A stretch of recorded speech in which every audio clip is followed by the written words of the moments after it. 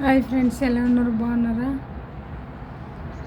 నేను ఒక వీడియో చూసాను ఫ్రెండ్స్. ఈరోజు ఒక ఆమె ఏం మాట్లాడుతున్నామోగా ఏం తెలియట్లే. యూట్యూబ్లో గొర్రెలు అంటది, ఇవి ప్రపంచాన్నింటి తరివేచ్చానంటది, ఇండియా నుండి తరివేచ్చానంటది.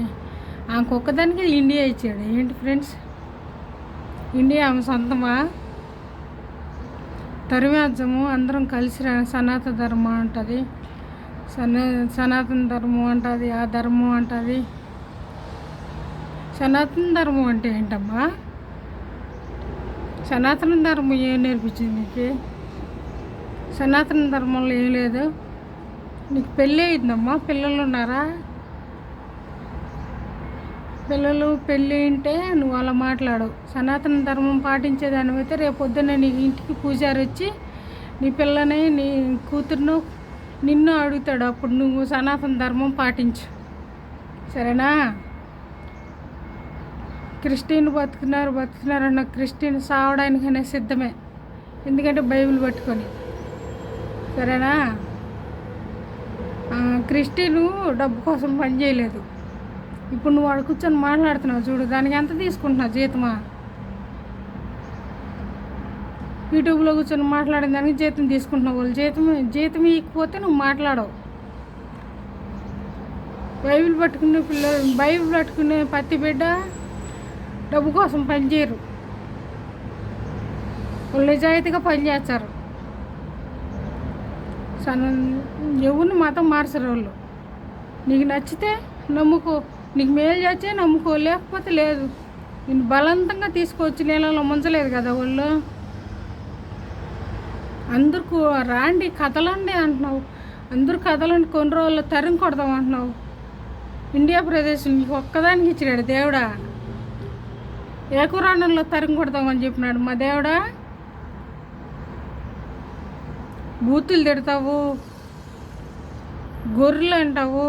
గొర్రెలను కోసుకొని తినట్లా నువ్వు చేసేది పాపం కదా. పొట్టలు గొర్రెలు అంటే కోసుకొని తింటున్నావే వారానికి ఒకసారి, అది పాపం కదా.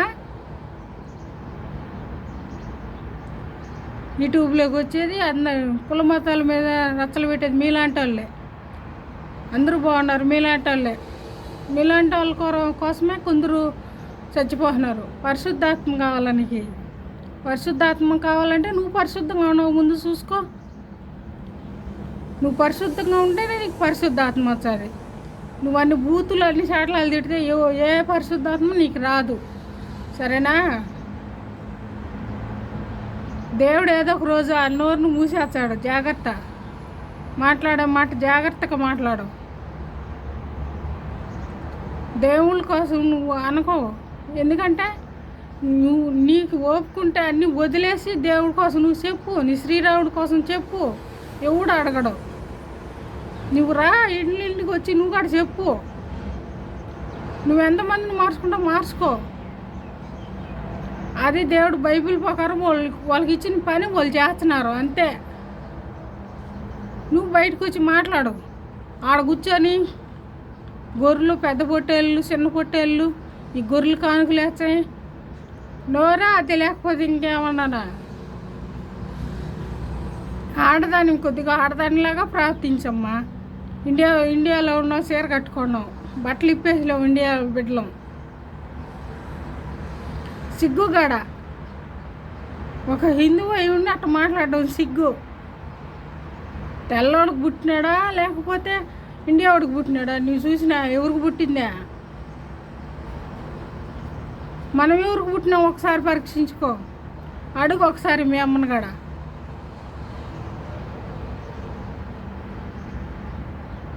నోరు ఉన్నదని మాట్లాడక, సరేనా? నేను తెలుగింటి బిడ్డనే. ఎప్పుడు ఇంకొకరిని దూసి మాట్లాడేటప్పుడు జాగ్రత్తగా మాట్లాడాలి. అందరం ఒక తల్లి బిడ్డల మాదిరిగా ఉన్నాం. నీ పని నీది, వాళ్ళ పని వాళ్ళది. రెచ్చగొడుతున్నావు. రాండి కదలండి తరిమి కొడదామని, అన్నింటి తరిమి కొడతా.